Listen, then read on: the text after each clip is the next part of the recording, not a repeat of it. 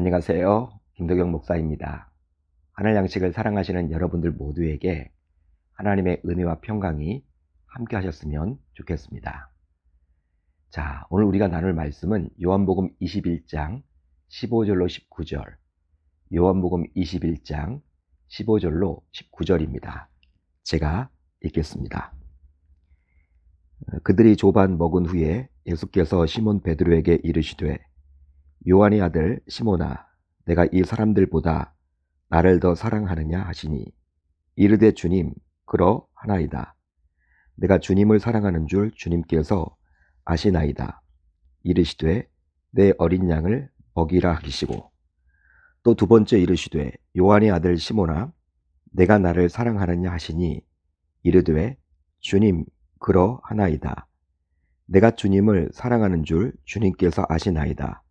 이르시되 내 양을 치라 하시고 세 번째 이르시되 요한의 아들 시몬아, 내가 나를 사랑하느냐 하시니 주께서 세 번째 내가 나를 사랑하느냐 하심으로 베드로가 근심하여 이르되 주님, 모든 것을 아시오매 내가 주님을 사랑하는 줄을 주님께서 아시나이다. 예수께서 이르시되 내 양을 먹이라. 내가 진실로 진실로 내게 이르노니 내가 젊어서는 스스로 띠띠고 원하는 곳으로 다녔거니와 늙어서는 내 팔을 벌리리니 남이 내게 띠띠우고 원하지 아니하는 곳으로 데려가리라. 이 말씀을 하심은 베드로가 어떠한 죽임으로 하나님께 영광을 돌릴 것을 가리키심이로라. 이 말씀을 하시고 베드로에게 이르시되 나를 따르라 하시니. 아멘. 하나님의 말씀입니다. 오늘은 이 말씀을 통해서 사랑을 넘어 사명까지, 사랑을 넘어 사명까지 이란 제목으로 은혜를 나누겠습니다. 부활하신 예수님을 만났지만 베드로는 결단코 이전처럼 예수님께로 다가갈 수가 없었습니다.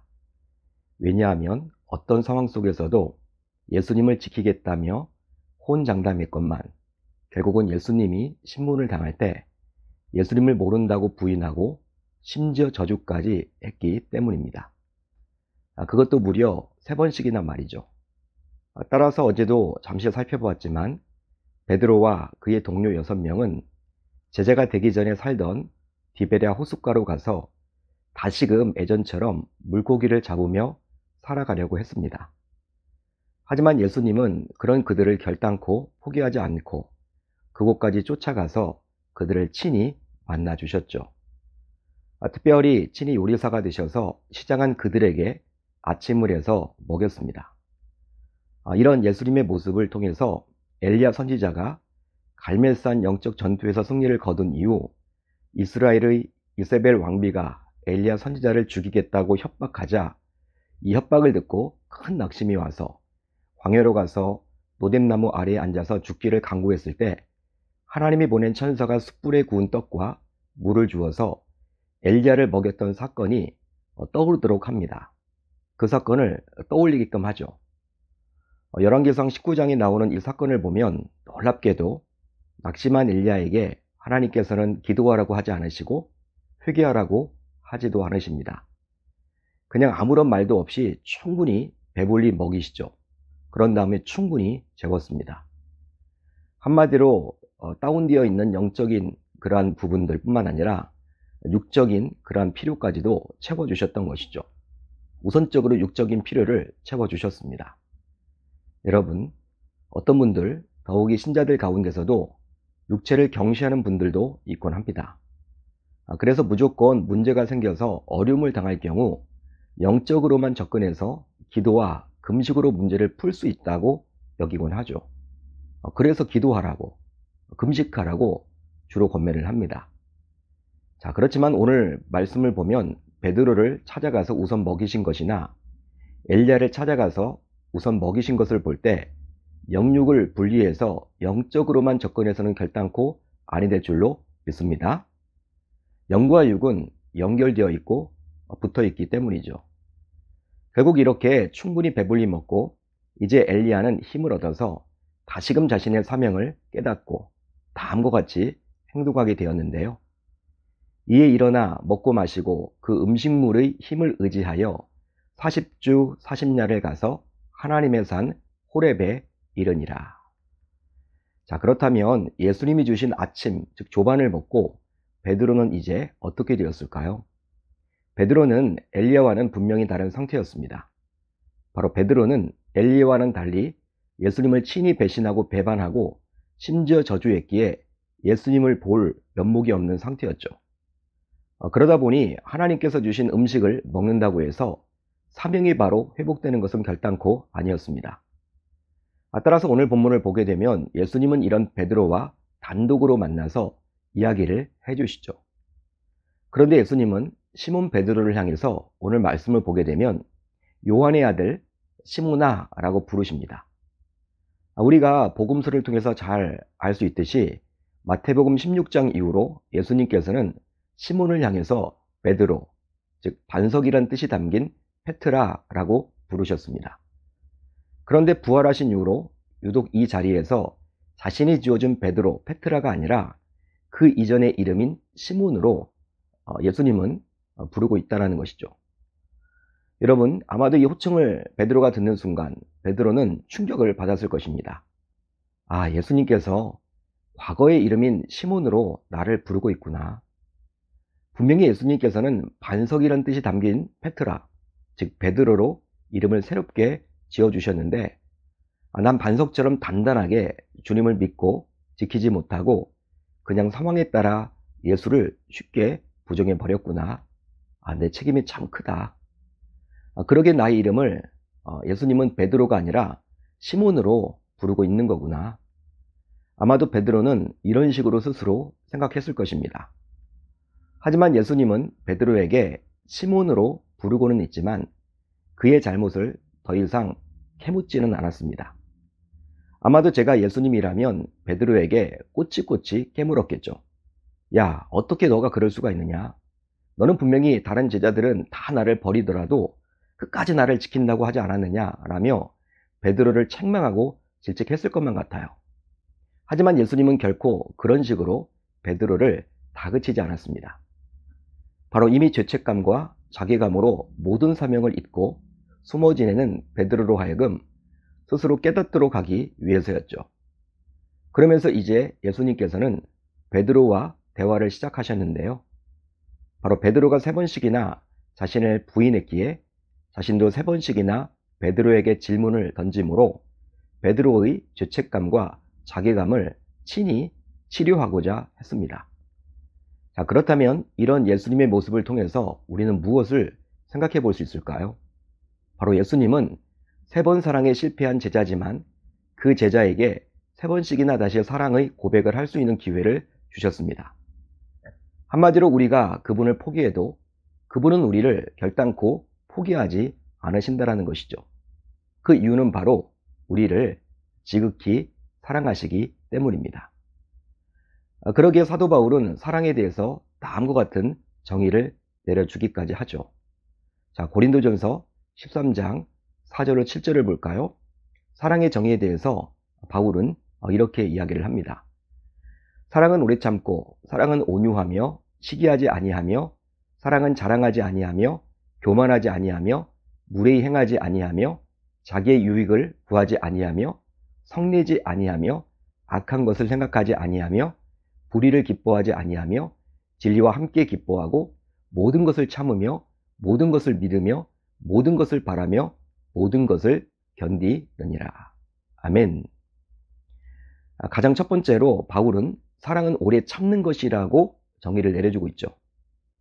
바로 이런 사랑을 예수님께서 베드로에게 친히 보여주셨습니다. 즉 3번씩이나 자신을 부인한 베드로지만 역시 자신도 3번씩이나 베드로가 회복될 기회를 주었기 때문이죠. 여러분, 이것이 바로 사랑 아니면 무엇이겠습니까? 무엇으로 설명할 수 있겠습니까? 이런 예수님께서는 지금도 동일하게 저와 여러분들을 사랑하십니다. 그런데요, 예수님께서는 베드로에게 처음 2번 나를 사랑하느냐라고 물었을 때 그 사랑은 헬라어 원어를 보게 되면 아가페 사랑으로 물었다라는 것을 알 수 있습니다. 아가페 사랑이죠. 이 아가페 사랑은 자신의 모든 것을 희생하는 절대적인 사랑을 말하는 것이죠. 즉, 이 아가페 사랑은 부모가 자녀를 사랑하는 그 이상의 사랑을 말하는 것입니다. 바로 하나님께서 자신의 자녀를 사랑하실 때 하게 되는 극진한 사랑을 말하는 것이죠. 따라서 예수님은 베드로에게 자신을 이런 아가페로 사랑하느냐라고 물었던 것입니다. 그것도 무려 2번씩이나 말이죠. 하지만 이런 예수님의 질문에 베드로는 내가 주님을 사랑하는 줄 주님께서 아시나이다 라고 답을 하셨죠. 그런데 베드로가 말한 사랑은 바로 아가페 사랑이 아니라 필레오의 사랑을 사용하여 답을 했습니다. 역시 2번씩이나 그렇게 답을 했죠. 자, 그렇다면 이 필레오는 과연 어떤 사랑일까요? 바로 친구 사이의 우정을 말합니다. 아마도 베드로는 스스로 스승 예수님을 아가페로 자신이 사랑할 수 있다라고 여겼지만 막상 자신이 3번씩이나 부인했던 그 과거가 있기에 아무리 예수님이 다시 묻는다고 해도 자신의 양심상 이제 아가페로 사랑하겠다라고 답변할 수는 없었던 것 같아요. 따라서 필레오라고 말한 것이겠죠. 그러자 이제 예수님께서는 3번째로 다음과 같이 베드로에게 묻습니다. 요한의 아들 시몬아, 내가 나를 사랑하느냐? 그런데 우리가 살펴보고 있는 개역개정 성경은 이 3번째 질문이 첫 번째와 2번째 질문과 같아 보입니다. 하지만 헬러 원어를 보게 되면 이 사랑이란 단어가 다른 단어라고 쓰여 있음을 알 수가 있는 것이죠. 이번에는 예수님께서 베드로가 답변했던 그 필레오 사랑으로 물었던 것입니다. 그러자 베드로는 다소 놀라서 근심하게 되어서 이제 주님, 모든 것을 아시오매 내가 주님을 사랑하는 줄을 주님께서 아시나이다 라고 답을 했던 것이죠. 역시 베드로는 필레오로 답변을 했습니다. 여러분, 예수님은 베드로에게 왜 나를 아가페 사랑으로 사랑한다고 말할 수 없느냐라고 따져 묻지 않아요.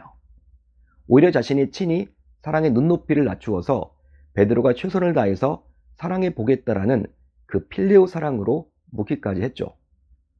이것을 통해서 예수님은 베드로에게 눈높이를 맞추어 주셨다라고 볼 수 있는 것입니다. 즉 이제 내가 할 수 있는 너의 최선의 다랑 필레오 사랑이라도 나를 사랑하면 되었다라는 것이죠. 그러나 너를 향한 나의 아가페 사랑은 끊임없이 언제까지나 변치 않겠다라는 것입니다. 이처럼 우리의 주를 향한 사랑이 아니라 그분의 우리를 향한 그 절대적인 아가페 사랑 때문에 우리는 어떠한 실패의 자리에서도 다시금 일어날 수 있게 되는 것입니다. 결과적으로 이런 베드로에게 예수님께서는 자신의 양을 먹이고 치라고 말씀하셨죠. 한마디로 베드로의 양이 아니라 자신의 양을 먹이고 치는 사명을 다시금 불러 일으켜서 이제 물고기를 낚는 어부가 아니라 처음 제자를 불렀을 때의 그 고백처럼 이 베드로에게 했던 그 말씀처럼 사람을 낚는 어부로서 살아가라고 사명을 다시금 불러 일으켜 주셨습니다. 이처럼 우리 주님은 사랑을 넘어 사명까지 다시금 회복시켜 주셨던 것이죠. 따라서 이런 주님의 마음을 잘 알기에 저와 여러분들은 어떤 상황 속에서도 주님께서 나를 절대적으로 사랑하시고 나에게 사명까지 주신다라는 그 사실을 기억해야만 할 줄 우리 주님의 이름으로 축원합니다. 축원합니다. 자, 오늘 우리 공동체가 함께 나눌 기도 제목인데요. 2가지입니다. 첫 번째로는 베드로를 만나서 사랑을 넘어 사명까지 다시 회복시켜 주신 주님을 붙들고 오늘 하루도 승리하며 살아가게 하소서. 다음으로 코로나 엔데믹을 지혜롭게 잘 이겨내는 저와 여러분들이 모두 되게 하소서. 오늘 하루도 말씀을 붙잡고 기도하는 가운데 우리 주님의 세밀한 음성을 듣는 저와 여러분들이 모두 되셨으면 좋겠습니다.